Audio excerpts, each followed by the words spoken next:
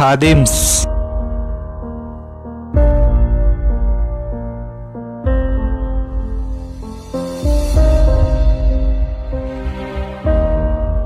जहां जूता, चप्पल, sandal, purse, ballot, स्कूली फुटवियर, लेडीज एंड जेंट्स।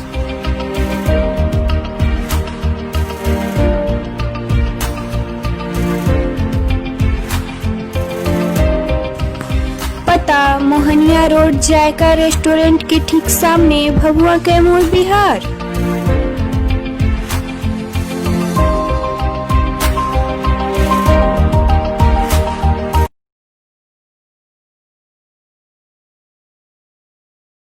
नमस्कार, आप देख रहे हैं डेली न्यूज और आप सभी के साथ मैं हनुमान द्विवेदी। बीजेपी से मनोज जायसवाल जी, कांग्रेस से अरविंद पांडे जी, आरजेडी से ओमहरि तिवारी जी और सच्चिदानंद सिंह जी और इतिहासकार सीमा पटेल जी। स्वागत है डेली न्यूज में। धन्यवाद। नमस्कार।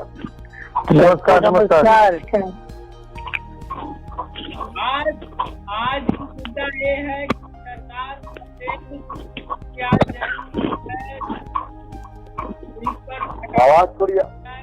आवाज कम आ रही है। आवाज नहीं आ रही है। आवाज आ रही है।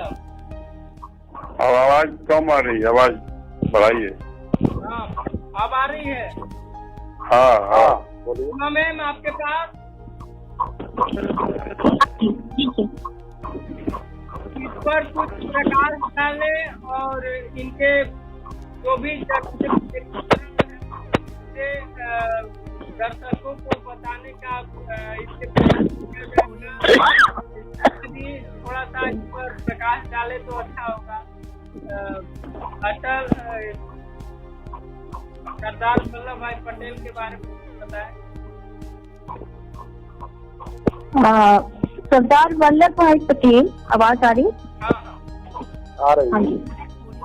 सरदार वल्लभ भाई पटेल 1875 में इनका जन्म हुआ था।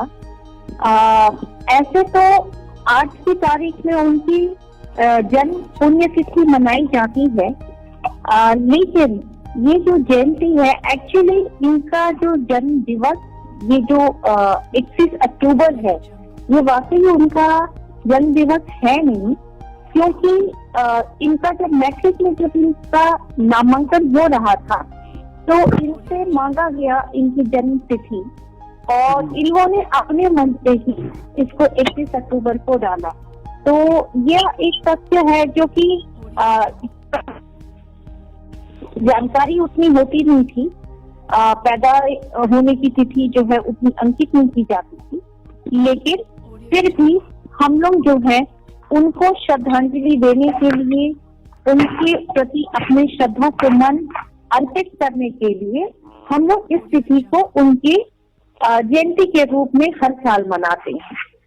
तो सरदार पटेल जो हैं उन्हें लौह पुरुष, भारत का लौह पुरुष कहा जाता है, बिस्मार्क ऑफ इंडिया भी कहा जाता है, लेकिन मैं तो ये कहूंगी कि बिस्मार्क की उपाधि जो है वो उनके लिए बहुत तुच्छ है, इसलिए कि सरदार पटेल ने भारतीय रियासतों को 562 रियासतों को जो उन्होंने सबको एक सूत्र में पिरोया, उस हिसाब से देखिए तो बिस्मार्क ने उतनी ज्यादा रियासतें जो है जर्मनी के एकीकरण में वैसा नहीं किया था।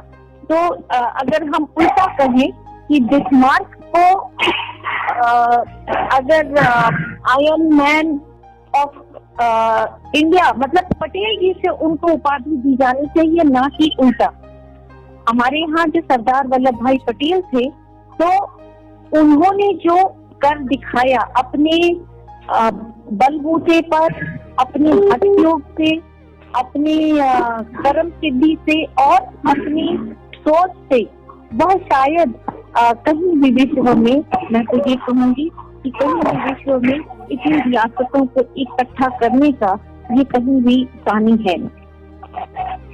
जो तीन जो है जी बताएं। पटेल जी जो है, इनको सरदार की उपाधि जब ये बारदोली की सत्याग्रह हुई थी गुजरात में बारडोली की सत्याग्रह, उस समय जो है इनके नेतृत्व की क्षमता देखते हुए गांधी जी ने इनको यह उपाधि जो है सरदार की उनको दिया।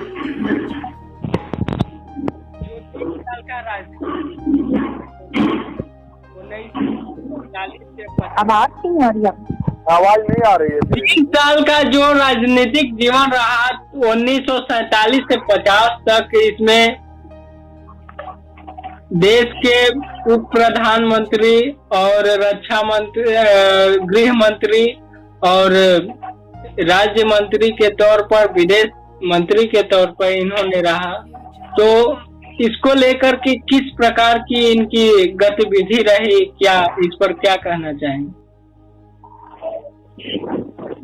इनकी जो गतिविधि उस दौर में जो है पूरी त्याग और देश के प्रति समर्पण भाव की थी, और इन्होंने इस तरह से कहिए कि अपने पारिवारिक जीवन को एक तरफ रख करके पूरी तरह से समर्पित भाव से, और केवल इन्होंने ही नहीं, इनकी बेटी जो मणिबेन पटेल, उन्होंने भी देश को, मतलब ये कहने का मतलब कि केवल सरदार पटेल अकेले ही नहीं, उनके साथ उनके जो सहयोगी थे जैसे उनकी बेटी, तो उन लोगों ने भी अपनी पारिवारिक और अपनी निजी जीवन की तिलांजलि देते हुए अपना पूरा का पूरा जीवन जो है ये देश के लिए इन्होंने समर्पित किया। यहाँ तक कि इन्होंने ना तो कोई अर्थोपार्जन किया, ना ही अपने पद प्रतिष्ठा पे रहते हुए किसी भी प्रकार का जो है उससे कोई निजी लाभ लिया।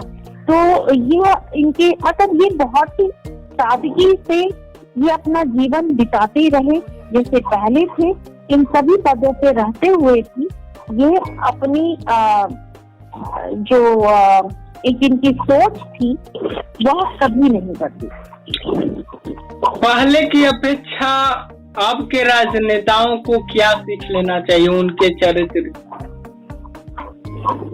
देखिए, अगर पटेल जी के हिसाब से आज के राजनेताओं को देखा जाए तो उनकी तो कोई तुलना हो ही नहीं सकती। सबसे पहली बात अव्वल की। दूसरी कि उनमें जो देशभक्ति और देश के प्रति जो भावना थी वह शायद आज के नेताओं में दिखती नहीं है। पटेल जी के सामने एक ही लक्ष्य था, वो था इस अखंड भारत का स्वरूप, और उस अखंड भारत के लिए उन्होंने हर कुछ संभव प्रयास था।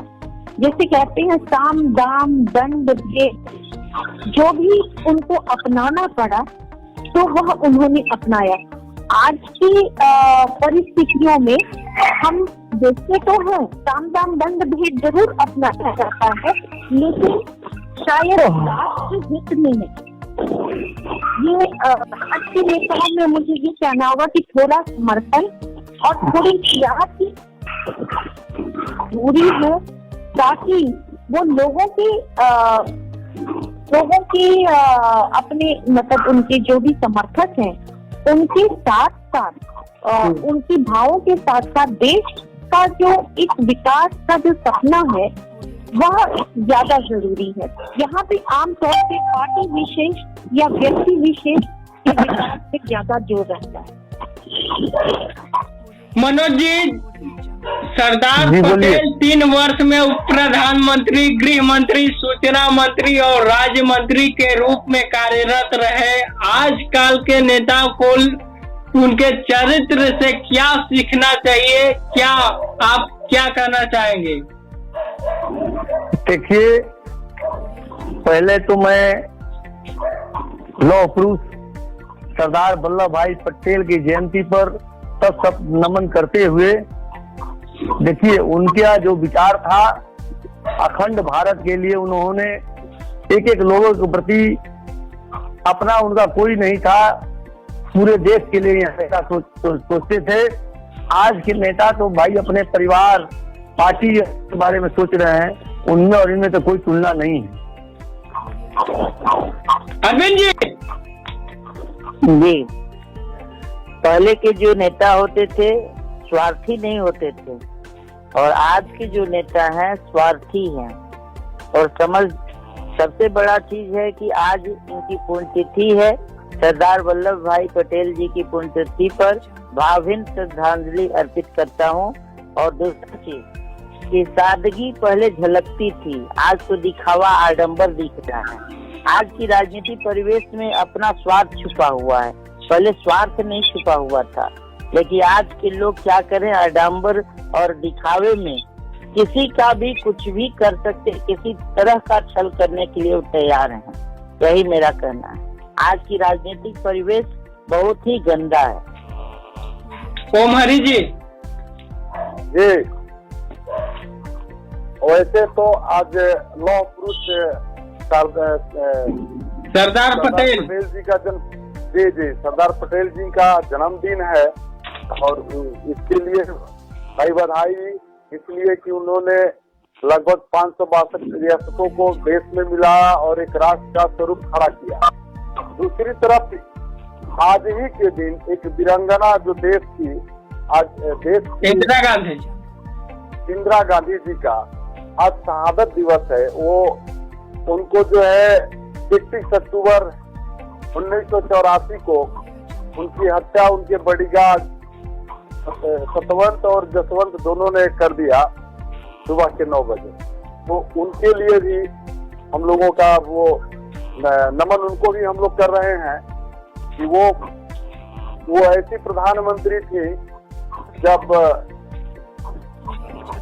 देश में आपत्ति विपत्तियों में भी अच्छी बोलती और वीरांगनाओं के साथ उन्होंने पूर्वी पाकिस्तान और पश्चिमी पाकिस्तान को, जब पाकिस्तान परेशान करने लगा, जब हमारा जम्मू कश्मीर का रियासत सरदार पटेल के समय में मिला, तो उन्होंने जम्मू कश्मीर के ऊपर जब हमला किया तो उसके बदले में इंदिरा गांधी की ने ही जो है बंगालों को अलग कराया था और आजाद कराया और बंगाल का नाम दिया गया।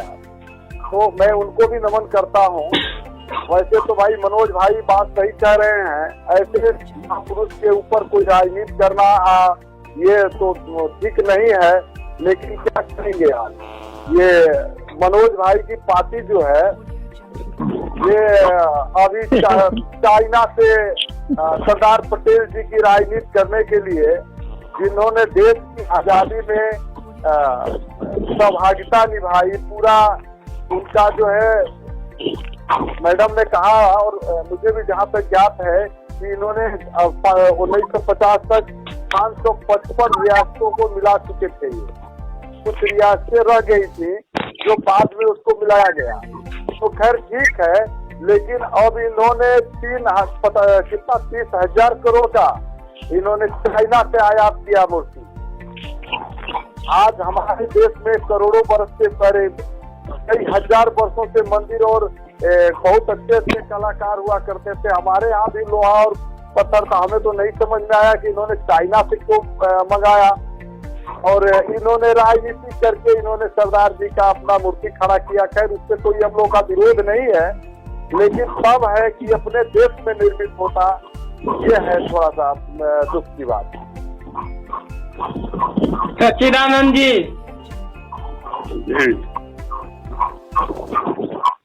आज जन्मदिन सरदार वल्लभ भाई पटेल जी के जयंती के अवसर पर हम सबों को नमन करते हुए अभिवादन करते हैं।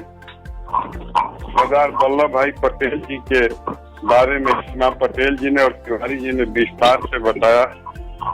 जब हमारा देश आजाद हुआ 1947 15 अगस्त 1947 को देश की आजादी दिलाने में सरदार वल्लभ भाई पटेल की बहुत बड़ी भूमिका थी और इन्हें उस समय लौह पुरुष के नाम से भी जाना गया।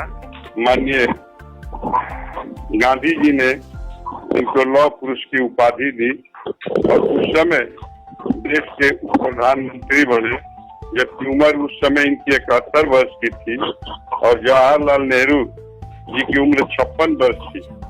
लेकिन जवाहरलाल नेहरू जी के प्रधानमंत्री के समय बने और ये उस समय उप प्रधानमंत्री बनाए गए।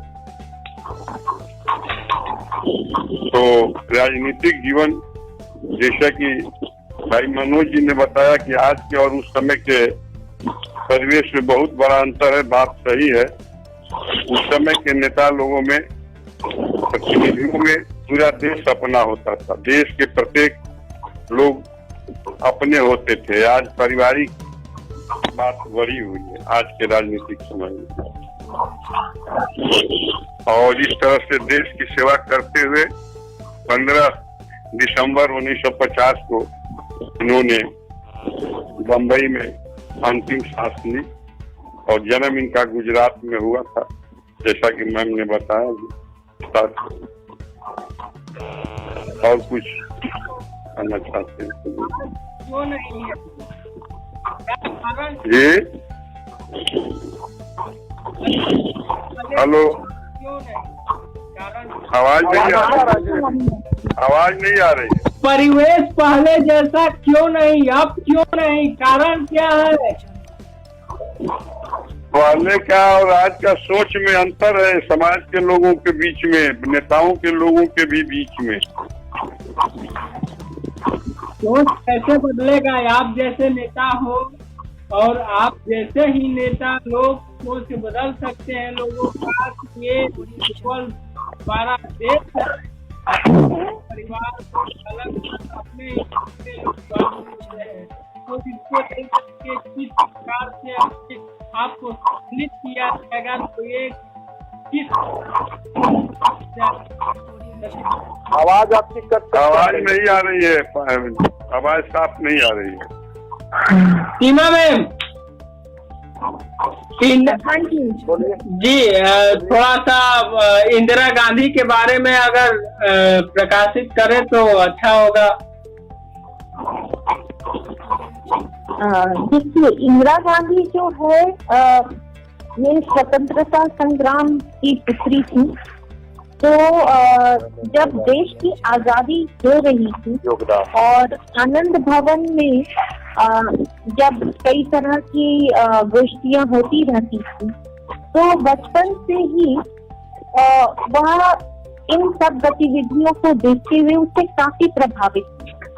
और उनकी जो नेतृत्व की क्षमता है वो शुरू से ही वो उनके अंदर ये विकसित हुई। एक चीज देखा जाए तो ये जरूरी नहीं है कि हर राजनीतिक या हर नेतृत्व करने वाले अच्छे नेता के घर में वैसे ही उसकी अगली पीढ़ी हो, लेकिन इंदिरा गांधी में यह जो गुण थे ये शुरू से भरे थी, क्योंकि वह यह सारी गतिविधियां जो है देखती रही। दूसरी चीज है कि जब उनके पिताजी जवाहरलाल नेहरू जब जेल में थे तो उनके नाम से चिट्ठियां बराबर लिखते रहते थे और उनका मार्गदर्शन उनका अक्सर करते रहते थे। तो जिससे इन सारी जो आजादी की जो एक पृष्ठभूमि थी उसके तहत जो है यह बड़ी हुई। और इंदिरा गांधी जो है, जैसे कि अगर हम लोग सरदार पटेल को आयरन मैन कहते हैं, तो इंदिरा गांधी को भारत की राजनीति में आयरन लेडी भी कहा जा सकता है, क्योंकि जैसे रजिया सुल्तान को मध्यकालीन युग में एक महिला होकर करके उनका भी एक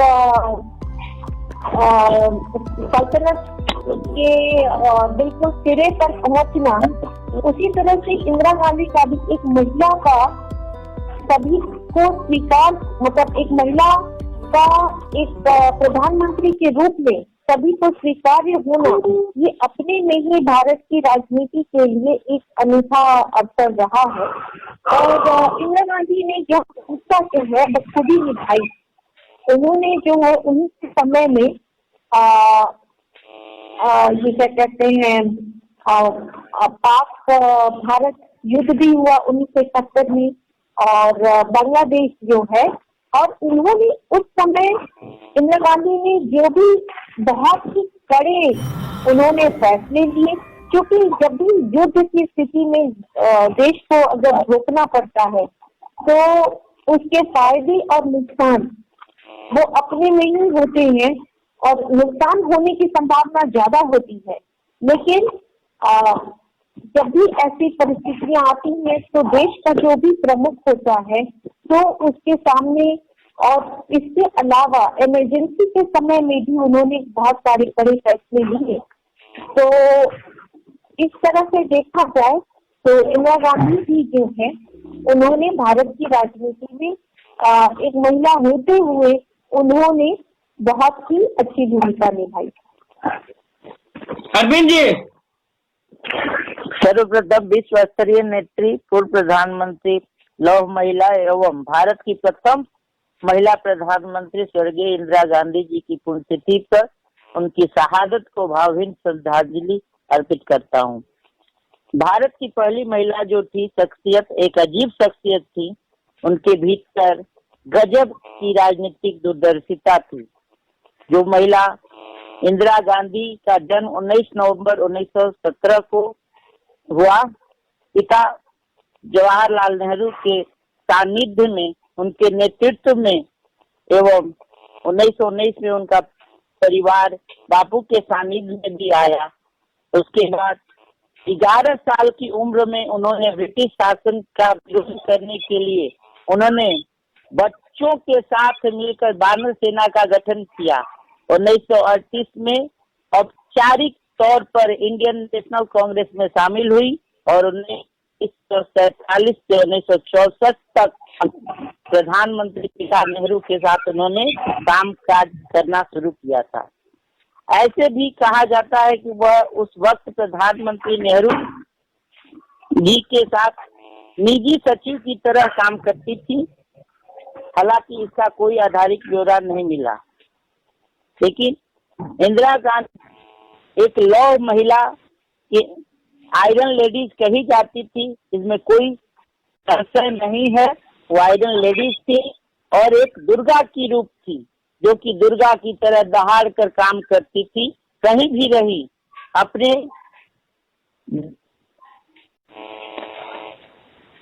आवाज इंदिरा गांधी ने काम किया। हेलो, जी जी जी,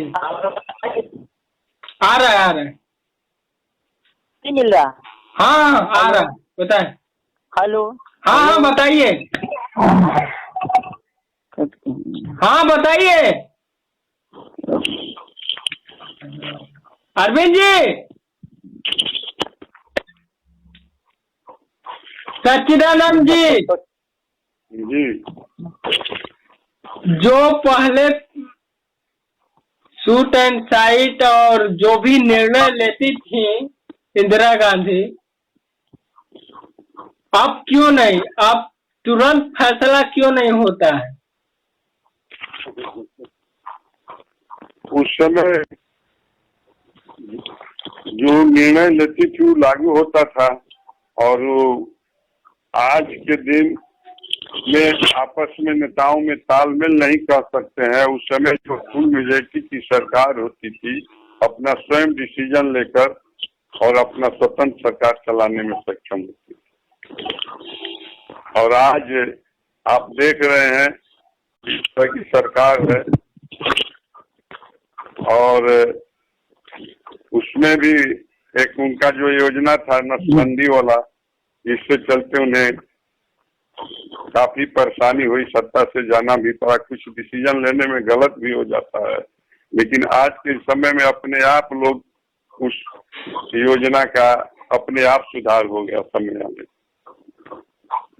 कोमरी जी, जी जी जी बिल्कुल भैया, ऐसा है कि आज जो है ना बेचने का धुन लग गया है। और पहले जब देश आजाद हुआ ना तो कुछ नहीं था हमारे देश में, तो लोगों ने रियासतों को एक जगह किया, विश्वविद्यालय खोले। मैं बताऊं श्रीमती इंदिरा गांधी का जो योगदान था। हेलो, हाँ हाँ बताइए। इंदिरा गांधी का जो योगदान था, एक सेकंड क्षमा करिएगा, नंबर अब मोबाइल आ गया था, फोन आ गया, इसके चलते हम लोग का वीडियो जो है वो थोड़ा इधर उधर हो गया है। अच्छा, हाँ बताइए बताइए बताइए। तो ये सुनाई दे रहा है। सुनाई दे रहा है, जी जी ठीक है। अरे तुम मन करे देखिए, बताइए। तो मेरा ये कि इंदिरा गांधी जी जो है, इंदिरा गांधी ने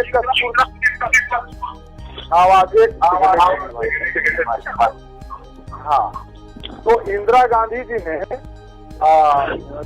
कस्तूरबा गांधी स्मृति न्याय का संगठन किया, इन्होंने बाल सहयोग भवन का निर्माण करवाया, इन्होंने दिल्ली विश्वविद्यालय बनवाया। आज जो है इस तरह से इन्होंने यूनेस्को में भारतीय प्रतिनिधिमंडल का इन्होंने प्रतिनिधित्व किया। देश के निर्माण में इन्होंने जबरदस्त योगदान किया। वर्तमान का परिप्रेक्ष्य अगर आप देख लीजिए तो इन्हीं लोगों के कार्यकाल में 119 कंपनियां बनी थी भैया, और ये कंपनियां जो है आज हमारे वर्तमान प्रधानमंत्री जी उसमें से 20 बेच दिए, एक चॉकलेट की कंपनी नहीं खोले और इन्होंने कंपनियां बेच दी। तो ऐसे प्रधानमंत्री और वैसे प्रधानमंत्री में अगर तुलना करेंगे तो लाख और लीक का अंतर है। ये लोग बेचने पर लगे हैं, ये लोग एक चॉकलेट की कंपनी अब आज तक नरेंद्र मोदी अपने हाथों से नहीं खोला कि कोई सरकारी चॉकलेट की कंपनी खुल जा और ये कहे कि नरेंद्र मोदी ने कार्यकाल में खोला गया। इनका कार्यकाल 5 से 7 साल बीत गया, ये बेचने में लगे हैं। तो ऐसे प्रधानमंत्रियों का आप क्या तुलना करते हैं? कुछ लोग कहते हैं, कुछ भाजपा के लोग कहते हैं कि ये अवतार आ गए। एक वर्णन एक जगह हमको मिल रहा था कि ईश्वर के अवतार आ गए, ये भारत को जो है ना ईश्वर के रूप में आ गई है। ये अंधभक्त लोग चश्मा पहन लेते हैं, जैसे राम रहीम वाला अपराध होगा ना, वो अपने को ईश्वर कह रहे थे, आज जेल में है। तो वैसे ही ये जो है ना ये ईश्वर हो गए हैं बाबू नरेंद्र मोदी जी। तो वैसे प्रधानमंत्रियों की तुलना, वैसे वीरंगनाओं की तुलना, वैसे सरदार वल्लभ भाई पटेल जैसे लोगों की तुलना हम आज के अगर नेताओं से करें तो ये तो फिर बेईमानी होगी उन लोगों के साथ, नाइंसाफी होगी। मनोज जी बोलिए। क्या ये सही है? देखिए, अगर सरदार वल्लभ भाई पटेल जी की अगर कुछ झलक है तो पूर्व प्रधानमंत्री हम लोग तो अटल बिहारी वाजपेयी जी थे। इसके बाद हम लोग के देश के प्रधानमंत्री माननीय नरेंद्र मोदी जी जो है वो देश के बारे में सोचते हैं कि लोगों के बारे में सोचते हैं, इसके बीच में कोई नहीं है। अगर उनके बाद अगर कोई हुए अटल बिहारी वाजपेयी जी, स्वर्गीय पूर्व सरदार पटेल ने किया, उसके बाद रियासतों को मिलाया। आप बताइए कि इन्होंने क्या किया? इन्होंने तो अभी देखिए ना, अभी देख लीजिए हिमाचल में और दार्जिलिंग सॉरी लद्दाख में इन्होंने क्या किया, आकर के चाइना हमारे जमीन में कब्जा करके बैठा है। फिर इनकी तुलना उनसे क्यों कर रहे हैं भाई? क्यों? सुनिए, चाइना को सुनिए, कांग्रेस तो हमेशा चाइना हो चाहे पाकिस्तान को अपना जगह छोड़ते जाती थी, जितना ही जगह कब्जा कर लो, क्योंकि भारत को भी पाकिस्तान बना दिया जाए। अरे भाई देखिए सरदार, सुनिए एक बात सुन लीजिए, बोलना बोलना नहीं चाहते थे लेकिन आप बुलवाना चाह रहे तब बोल रहे। सुनिए बारूद भी नहीं बनता, सुनिए ना पहले, आज जितना सुनिए पहले, सुनिए तो दूसरे का बात सुनिए। तो आज भारत हमारा जितना मजबूत हुआ है हर तरह से, इसके पहले जो भी हम आपसे एक बात बता दिए कि अगर सरदार वल्लभ भाई पटेल के बाद अगर कोई देश के बारे में सोच रहा है, लोगों के बारे में सोच रहा है, तो हमारे पूर्व प्रधानमंत्री अटल बिहारी वाजपेयी थी, उसके बाद माननीय प्रधानमंत्री नरेंद्र मोदी जी सोच रहे हैं। आप कह रहे हैं चॉकलेट का फैक्ट्री नहीं लगा, गांव-गांव में रोजगार मिल रहा है, गांव-गांव में विकास हो रहा है। कंपनी बेचती है भाई, एक कंपनी गजब हाल है। आप लोग को विकास तो दिखेगा नहीं। इसके पहले ना हम तो देख रहे हैं कि 10-20-50 फैक्ट्रियां तो हमारे कैमूर में ही लग गई।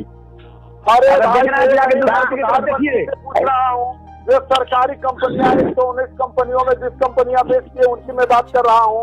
अरे हर गांव में कंपनी खुलने जा रहा है, हर गांव में सीमा में प्रधानमंत्री जी का बताइए बताइए। मनोज जी कुछ तो धरातल पर कुछ काम हुआ नहीं है मनोज जी। एक मिनट एक मिनट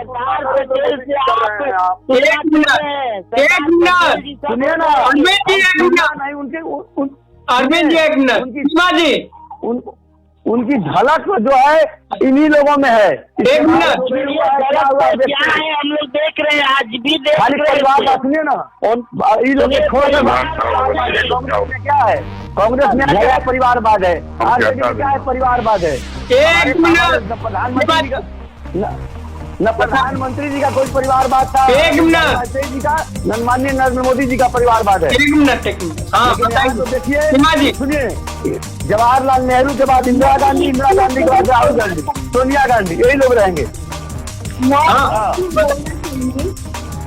देखिए मैं किसी राजनीतिक पार्टी से नहीं जुड़ी, लेकिन अगर इस बात की अगर टिप्पणी की जाए तो वाकई ये कहा जाएगा कि नरेंद्र मोदी जी ने हमारे प्रधानमंत्री जी ने कम से कम कुछ बातों में सरदार वल्लभ भाई पटेल के सपनों को साकार किया। सरदार पटेल हमेशा एक अखंड भारत के लिए वो कार्यरत रहे, चाहे उनको कड़े से कड़े फैसले लेने पड़े। और नरेंद्र मोदी जी ने इतना जरूर किया कि 370 धारा 370 जो है, और लद्दाख में जो कुछ भी अभी हो रहा है, हम अपनी जो भूमि है जो कि चीन काफी हद तक उसको कब्जा किए हुए हैं, तो उसको जो है अपनी सीमा को कम से कम उसकी सुरक्षा करने में या फिर चीन के प्रयासों को रोकने में काफी हद तक इस सरकार को मैं जरूर बधाई दूंगी कि ये काम करने में और सरदार पटेल के सपनों को साकार करने में बहुत लगे हुए हैं। एक चीज, दूसरी चीज कि हमारे जो सुरक्षा बल है, जितना मनोबल उनका अभी ऊंचा है वो शायद पहले नहीं था। धन्यवाद। मैडम मैं बस एक आधा मिनट में मैडम की जवाब नहीं कह रहा हूँ। मैडम ऐसा है, अभी जो आप बात कर रही हैं लद्दाख की एक फिंगर तक अभी हमारा सैनिक जा करके वहाँ एक फिंगर तक रहता था, आज 4 फिंगर पर आकर के चाइना बैठ गया। मेरा ये कहना है, ये जो है ना, ये जो खैर ठीक है, जब हम कमजोर थे, हमारे पास संसाधन कम थे, उन्होंने जो भी कब्जा किया हम मानते हैं इस चीज को। आप भी समझिए 1962 में अभी हमारे पास गोला बारूद का व्यवस्था नहीं था, आयात करते थे हम, लेकिन आज तो हमारे पास परमाणु बम है। आज तो आ गई है फ्रांस वाली जहाज जो आ गई है, और वो एक के बार उड़ेगी और चाइना को बर्बाद कर देगी। अब उसी को दिन रात मीडिया में देखें, जब आया तो कम से कम 15 दिन तक वही चला। मेरा वो नहीं कहना है, मैं अपने देश के जवानों पर, अपने देश के हीरो पर कोई हम अंगुली नहीं उठा रहे हैं, लेकिन मेरा ये कहना है, अभी आपने कहा सुरक्षा की बात, मैं आपसे पूछना चाहता हूँ मैडम, ये 40 सैनिक जो शहादत हुआ, जो पुलवामा वाला घटना, आप हमको समझा दीजिए कि जो RDX आए थे वो कहाँ से आए थे? जब हमारे बॉर्डर पे यही प्रधानमंत्री जब मुख्यमंत्री थे, तो इन्होंने कहा कि जब बॉर्डर पर हमारे सैनिक चारों तरफ से हैं, तो RDX इधर से घुस गया। मैं ये कह रहा हूँ, छोटी छोटी चीजों पर CBI जांच हो रही है। अभी ये जो कौन फिल्म का एक हीरो था सुशांत, उस पर CBI जांच हुई, और हमको ये बताइए कि जो 40 सैनिक जो है शहीद हुए, उनका आज तक कुछ पता नहीं हुआ। कोई CBI जांच, कोई कुछ नहीं, कोई पता नहीं चला कि कौन उसने RDX चलाया। वहाँ चप्पे पर पुलिस बैठी रहती है, हर 50 मीटर पर एक जो है आर्मी का जवान खड़ा रहता है। इसके बाद भी RDX की गाड़ी घुस गई और हमारे 40 सैनिक शहादत हो गए। ऐसे धोखेबाज, ऐसे प्रधानमंत्री को जिन्होंने कि अपने सैनिक के प्रति क्रूरता है, उनकी वो बढ़िया से जांच नहीं करा पाए। सुनिए, पुलवामा पे तो आप लोग बात करने के लायक नहीं है। पुलवामा पे तो आप आपके नेता जो राहुल गांधी है, वो तो बोल रहे थे कि प्रधानमंत्री जी कराए हैं। कल पाकिस्तान का मंत्री बोला है सदन में कि क्या कहा, ये घटना जो हुआ है हमारे इमरान खान जी का उपलब्धि है, और साथ सारे लोग मिलकर हम लोग कराए, हम लोग को बहुत बड़ा माने हेतु है। अभी तो राहुल गांधी को शर्म आना चाहिए, माफी मांगना चाहिए। राहुल गांधी का गलत है, सुनिए, राहुल गांधी को तो माफी मांगना चाहिए इस बात पे। सुन लीजिए, पाकिस्तान का मंत्री सदन जा रहा है, एक साल क्यों घटना हम लोग कराए हैं? चलता है, आपको पता नहीं चलता? सुनिए ना, हमारा सुनिए पहले, राहुल गांधी को तो माफी मांगना चाहिए। पुलवामा हमला में तो आप लोग को बात करना नहीं है, आप लोग देश के गद्दार है, आप पार्टी का गद्दार है, देश में गद्दारी करने का काम करते हैं। नहीं, आप लोग पाकिस्तान, चाइना सबको बदला तो ले लिए मोदी जी, तो बदला तो ले लिए ओमरी जी, बदला तो लोग आतंकवादी को घुसाते हैं। कौन बदला भाई? अरे कौन बदला? घर में घुस कर मारे हम लोग। आपको सुनिए ना, राहुल सुनिए, राहुल गांधी को तो बोलना ही नहीं।